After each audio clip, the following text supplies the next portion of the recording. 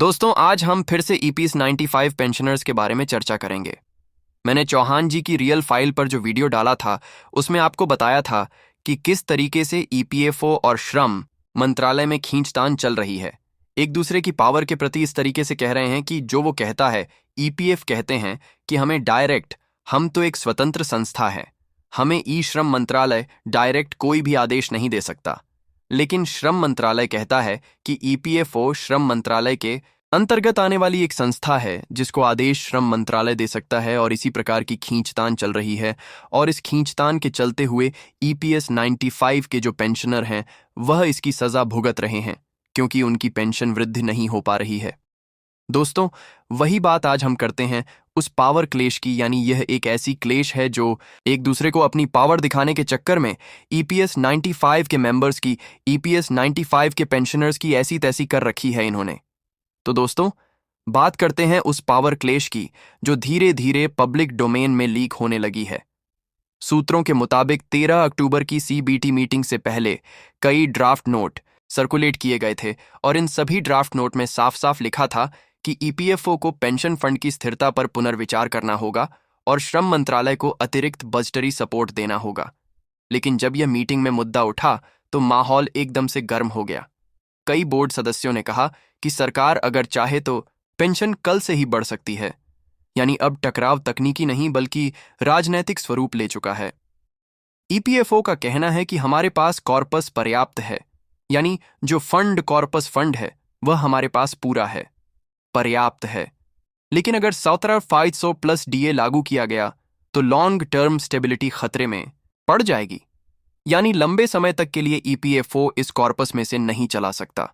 यह ईपीएफओ का कहना है, और इसलिए बजटीय प्रावधान करना जरूरी है। और श्रम मंत्रालय का कहना है कि हम किसी भी तरह पेंशनरों के हित में फैसला लेना चाहते हैं, इसके लिए फाइनेंशियल मॉडल वित्त मंत्रालय को तय करना होगा। अब देखिए, सब ईपीएफओ कहता है हमारे पास कॉर्पस है, लेकिन हम लंबे समय तक इसको नहीं चला सकते। अगर आप 17,500 या 5,000 प्लस डीए करते हैं तो हम लंबे समय तक इसको नहीं चला सकते। और श्रम मंत्रालय कहता है कि हम किसी भी तरह पेंशनरों के हित में फैसला लेना तो चाहते हैं, लेकिन जो फाइनेंशियल मॉडल है वो वित्त मंत्रालय को तय करना होगा, यानी पैसा वित्त मंत्रालय को देना होगा। यहीं से शुरू होती है पावर प्ले की कहानी। सूत्रों के मुताबिक एक बोर्ड मेंबर ने कहा था, आप पेंशनर के लिए पेंशनर से कह दीजिए कि सरकार सहानुभूति तो रखती है, लेकिन हमारे पास बजट नहीं है। यानी सरकार सिनेफिटिक तो है, यानी सहानुभूति तो रखती है, लेकिन हमारे पास बजट नहीं है। वो कह रहे हैं कि यह आप पब्लिक को कह दो, यानी जो पेंशनर है उनको आप बोल दो। इतना सुनते ही कर्मचारियों के जो प्रतिनिधि थे वह खड़े हो गए और बोले कि यह मीटिंग किस लिए है। फिर जब आपके पास आपने यही करना है, नीति तय ही नहीं करनी है, तो ये मीटिंग किस लिए बुला रहे हो? मत बुलाओ। जब आपको कोई नीति तय ही नहीं करनी है तो उम्मीद क्यों दी जाती है? उम्मीद भी मत दो ना पेंशनर्स को। कहते हैं कि इसके बाद मीटिंग में कुछ देर के लिए सन्नाटा छा गया था, और यही सन्नाटा आज 68 लाख से ज्यादा पेंशनरों के घरों में भी गूंज रहा है।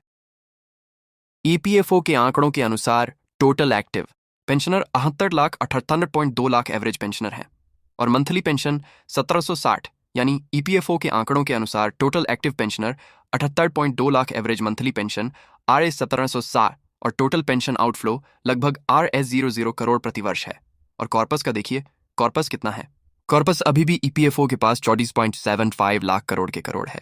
ये आंकड़े मार्च 2024 के संसद भवन में श्रम एवं रोजगार मंत्रालय के ने जारी किए थे, यानी श्रीमती शोभा करंदलाजे जी ने यह संसद में पेश किया था आंकड़ा कि जो भी है ईपीएफओ का, जो सारे चीजें यह इन्होंने जारी किए थे कि टोटल पेंशनर जो है, एक्टिव पेंशनर 78.2 लाख है, एवरेज मंथली पेंशन R1760 है, और टोटल पेंशन आउटफ्लो लगभग 2000 करोड़ प्रतिवर्ष है, और कॉर्पस फंड जो है वह 24,30 लाख करोड़ है। ये आंकड़े मार्च 2024 के संसद भवन में श्रीमती शोभा करंदलाजे श्रम एवं रोजगार राज्य मंत्री ने पेश किए थे। अब सवाल यह उठता है कि जब इतना बड़ा कॉर्पस है तो पेंशन बढ़ाने में इतनी दिक्कत क्यों है? तो इसके लिए ईपीएफओ का जवाब है कि कॉर्पस लंबे समय के लिए इन्वेस्टमेंट कर दिया गया है, यानी जो कॉर्पस है, जो कॉर्पस फंड है, उसको लॉन्ग टर्म इन्वेस्टमेंट कर दिया है, और अगर इसे निकालते हैं तो निकालने में यह इनबैलेंस पैदा करेगा। लेकिन एक्सपर्ट का कहना है कि कार्पस फंड ही पेंशन की गारंटी होता है, ना कि इन्वेस्टमेंट रिटर्न। सोचिए जरा, सरकार पैसा बचाने और कमाने के चक्कर में इंसानियत भूल गई है। क्या मिनिमम पेंशन हेज को लेकर ईपीएफओ का डर सही है कि यह डिले प्रैक्टिस है? मामला अगले साल तक खींचा जा रहा है। जानबूझकर आपका क्या विचार है? बताएं कि क्या श्रम मंत्रालय इसको अगले फाइनेंशियल ईयर तक खींचना चाहती है? इनसाइडर लोगों का कहना है कि ईपीएफओ और श्रम मंत्रालय के बीच पॉलिसी नोट को लेकर खींचतान महीनों से चल रही है। फाइलों में लिखा जा रहा है कि ईपीएफओ आधिकारिक अथॉरिटी है और मिनिस्ट्री डायरेक्ट उसको आदेश नहीं दे सकती है, जबकि मिनिस्ट्री कहती है कि ईपीएफओ हमारे अंतर्गत काम करने वाली एक संस्था है और फाइनेंस मिनिस्ट्री उसको कोई भी डिसीजन लेने के लिए फाइनेंस मिनिस्ट्री ऑथराइज है और डायरेक्ट ऑन ऑर्डर ईपीएफओ को फाइनेंस मिनिस्ट्री दे सकती है। अब यह मुद्दा रिटायरमेंट पॉलिसी से ज्यादा पावर पोजीशन का बन गया है, और इस बीच जो सबसे ज्यादा सफर कर रहे हैं वह हैं हमारे पेंशनर्स। सूत्रों के अनुसार जो इंटरनल टेक्निकल रिपोर्ट है वह तैयार है, जो 57,500 पेंशन हेज को लेकर 3 सिनेरियोज बनाए गए हैं। अगर पेंशन 57,500 महीना की जाती है तो ईपीएफओ को सालाना 10,000 करोड़ अतिरिक्त देने होंगे, और अगर 5,000 तय होती है तो बर्डन आज 10,000 करोड़ का रहेगा, और अगर कोई हक नहीं होती है तो फंड अगले 10 सालों तक बना रहेगा। अब सोचने वाली बात यह है कि रिपोर्ट बजटरी प्रोसेस रिपोर्ट बन जाएगी या पेंशन ना बढ़ाने का बहाना बनेगी। क्या आपको लगता है कि यह आंकड़े पेंशनर के हक को रोकने का तरीका है, या पेंशनर या पेंशन एच को अगले फाइनेंशियल ईयर तक खींचने का एक बहाना है? पेंशन डिले नहीं, जस्टिस चाहिए। एक हाई लेवल अधिकारी ने कहा था कि पेंशन वृद्धि का फैसला अब कैबिनेट स्तर पर ही हो पाएगा। श्रम मंत्रालय ने गेंद अब वित्त मंत्रालय के पाले में डाल दी है, क्योंकि ईपीएफओ और श्रम मंत्रालय की खींचतान अब लंबी खींच रही है। ईपीएफओ कहता है कि हम आधिकारिक अथॉरिटी हैं, हमें श्रम मंत्रालय डायरेक्ट आदेश नहीं दे सकता, और श्रम मंत्रालय कहता है कि ईपीएफओ हमारे अंतर्गत काम करने वाली एक संस्था है और फाइनल फैसला श्रम मंत्रालय का ही होगा। अगर फाइनेंस मिनिस्ट्री को बोला है कि आप फैसला करें, लेकिन वित्त मंत्रालय का कहना है कि फंड मिलेगा जब लॉन्ग टर्म वायबिलिटी क्लियर हो, यानी जो लॉन्ग टर्म के लिए इन्वेस्टमेंट किया गया है उसको वायबिलिटी क्लियर करो। पहले तब शुरू हुआ ईपीएफओ एंड फाइनेंस मिनिस्ट्री का नया मोड। कहने को तो यह सिर्फ डिपार्टमेंट है, लेकिन हर डिसीजन के पीछे किसी ना किसी बुजुर्ग की उम्मीद छिपी है। अब बात करते हैं फाइनेंशियल एक्सपर्ट एनालिस्टिक की retirement. Policy expert doctor S Mehta कहते हैं कि ईपीएफओ के डर सही नहीं है, यानी ईपीएफओ का जो डर है वो सही नहीं है। अगर सरकार पॉलिटिकल पावर दिखाए तो मिनिमम पेंशन 75 और करना कोई मुश्किल नहीं है। फार्मर लेबर कमिश्नर ने कहा कि अब पेंशन इशू अब आर्थिक नहीं बल्कि सामाजिक न्याय का मामला बन गया है, और यही वह लाइन है जिससे पूरा मामला समझ में आता है। ईपीएफओ कहता है सुरक्षा, मंत्रालय कहता है संतुलन, और पेंशनर कहता है इंसाफ। और आप क्या सोचते हैं कमेंट करके बताएं। सरकार को पेंशनर को लेकर इकोनॉमिक लॉर्ड समझने से पहले ह्यूमन लॉर्ड को समझना चाहिए, यानी सरकार को जो पैसों की कहानी है उसकी बजाय जो लॉर्ड ह्यूमन है, जो मानवता है, उसको देखना चाहिए। हर बुजुर्ग का सम्मान यही है असली विकास। अगर आप हर बुजुर्ग का सम्मान करेंगे, उनको सम्मानजनक जीवन जीने में सहायता करेंगे, तो यही है सबका विकास। असली विकास यही माना जाता है।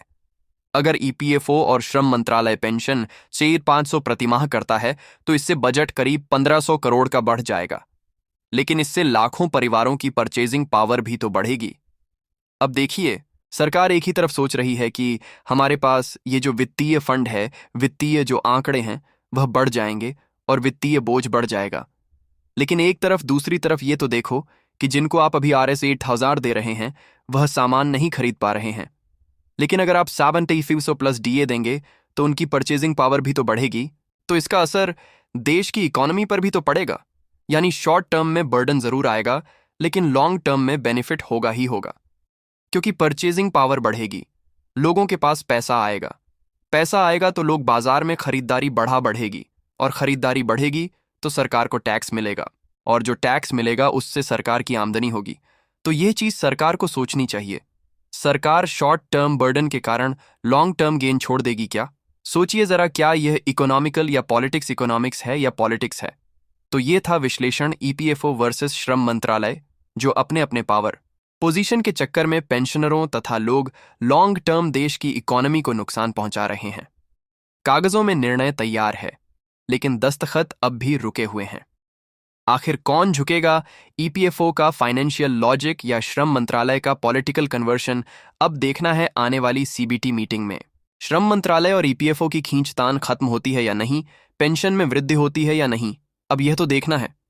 अब अगर ये खींचतान चलती रही तो वित्त मंत्रालय को इसमें हस्तक्षेप करना चाहिए, और वित्त मंत्रालय को जब कॉर्पस है तो फंड की जब कमी नहीं है तो आपको यह पेंशन बढ़ाने में श्रम मंत्रालय और ईपीएफओ के बीच में वित्त मंत्रालय को पड़ना ही चाहिए, और जो श्रमिक हैं, जो पेंशनर हैं, उनकी तरफ मानवता के नाते देखना चाहिए। तो मिलते हैं अगले वीडियो में दोस्तों। इससे आगे की अभी कहानी और भी है, और खींचतान बहुत ज़्यादा चल रही है। मैं रोज़ वहाँ जा रहा हूँ, और जो जाकर के जो चीज़ सुनने को मिलती है मैं आपको शेयर करता हूँ। अगली अभी और आपके लिए अगले वीडियो में बताऊंगा, क्योंकि ये वीडियो बहुत ज़्यादा लंबा हो जाएगा। तब तक के लिए नमस्कार, जय हिंद।